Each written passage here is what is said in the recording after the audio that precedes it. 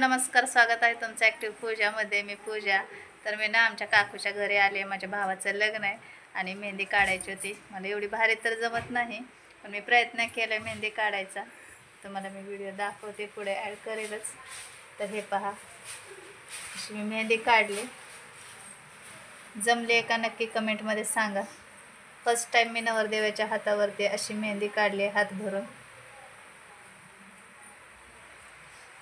तर आता याची मेहंदी काढून झाली, अख्खा दिवस गेला एवढी मेहंदी काढायला. बघा किती जाम खुश आहे नवरदेव, एवढा खुश आहे बायको आणण्यासाठी. आता बहिणींना विसरून जाणार. होय का? आवाज सुद्धा निघाला नाही बायको यायच्या आधीच त्याचा. तर अशीच आमची मजा मस्ती चालू असते. चला, फायनली मेहंदी काढून झाली. काकूने बांगड्यांचा सुद्धा कार्यक्रम आजच ठेवलाय. तर आता आम्ही बांगड्या वगैरे भरून जाणार. उद्या हळद आहे, जमलंच तर मी उद्या हळदीचं सुद्धा शूट करेन. तर चला, आता पुढं आपण कंटिन्यू करूया. माझ्या ना दुसऱ्या बहिणीला खूप छान मेहंदी काढायला येते हातावरती, नवरीच्या नवरदेवाच्या. ती पुण्याला असते आणि ती आज येणार नव्हती, उद्या येणार होती. आणि उद्या तर हळद आहे, त्यामुळे आजच त्याला मेहंदी काढायला पाहिजे होती. मग काकू म्हटल्या तुला येते तशी काढतो. तर खूप छान मेहंदी आली होती. जास्त करून नवरदेवालाच जास्त मेहंदी आवडली होती, त्यामुळं मला खूप छान वाटत होतं आणि छान दिसत होती. मोठी अशी मेहंदी हात भरून काढलेली. तर अशी मी मेहंदी काढली. आणि याच्या अगोदरसुद्धा मी असं नॉर्मली काढायचे, पण अशी नवरदेवाच्या हातावर हात भरून कधी काढली नव्हती. त्यामुळे जमते का नाही ही भीतीसुद्धा होती. पण खूप छान मेहंदी आलती आणि तो परत एकदा दाखवत होता व्हिडिओमध्ये, कारण नवरदेवालाच खूप जास्त मेहंदी आवडली होती आणि त्याच्यामुळं मलासुद्धा भारी वाटत होतं. तर आता मेहंदी काढून झाली आणि पाऊस खूप येत होता.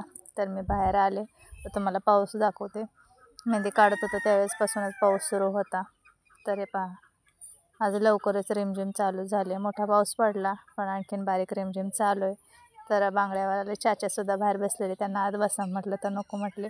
ते सुद्धा काकूच्याच तिथे बाजूला राहतात, ओळखीचेच आहेत. आणि ही माझी भाची आहे. तर काकूचा मोठा मुलगा आहे, हा माझा मोठा भाऊ आहे. आणि तिला ना जास्त ओळख लागत नाही, फक्त गप्पा मारायला पाहिजे. जेवढ्या गप्पा मारायला ना तेवढी हसत राहते आणि हुंकारे देते. तर पाऊस कमी झाल्यावर आम्ही घरी जाऊ. आम्ही रानामध्ये आत वस्तीवर राहतो आणि काकू रोडच्या बाजूला कडेला राहतात. तर एवढा पाऊस झाला होता, मग पाऊस कमी होण्याचीच वाट बघत होतो. आम्हाला वालच्या नगरला बाजारपेठमध्ये जायचं होतं, घेऊन सामान घ्यायचं होतं, पण पावसामुळे आम्ही काही गेलो नाही.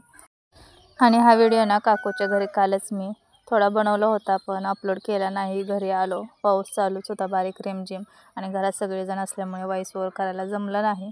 तर हा सर्व व्हिडिओ मी काल बनवला होता, पण अपलोड करायला झालं नाही, कारण व्हॉइस ओव्हरच केला नव्हता. मग म्हटलं तर उद्या अपलोड करूया. तर आज हळद आहे आणि सकाळपासूनच आज तर पाऊस होता, रात्रीसुद्धा रिमझिम चालू होती आणि आज दिवसभर पाऊस आहे.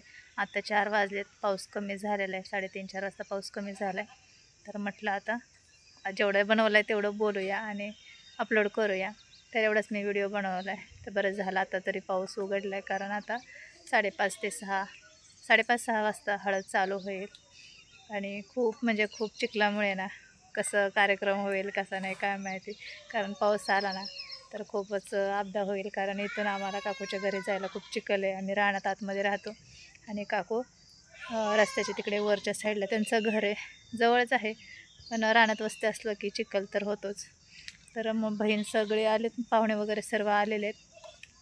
तर म्हटलं थोडंसं बोलूया, व्हिडिओ थोडासा करते आणि अपलोड करून टाकते.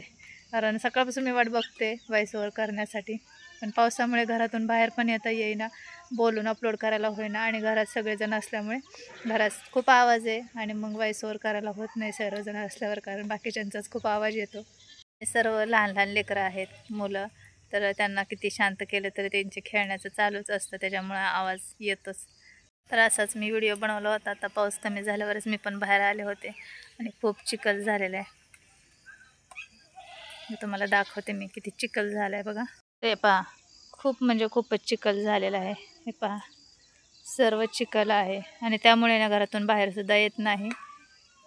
आणि एकदा का एखादा जरी मोठा माणूस घरातून बाहेर आला तर सर्व लेकरं त्याच्या मागे लगेचच पळतात, कोणाकोणाला आवरणार. आणि सर्व बहिणींची मुलं आमची ना लहान आहेत, किती सांगितलं तर ते ऐकत नाही. त्यांनासुद्धा वाटते बाहेर यावं, आणि मोकळं सुक्का असतं त्यावेळेस कसे सगळे बाहेर खेळायचे ना. तर चिखल झाल्यामुळे त्यांना पण खूप बोर होतं आहे, घरात बसून बसून कंटाळेत, बसून बसून काय करणार, TV बघतात, मोबाईल थोडा बघतात.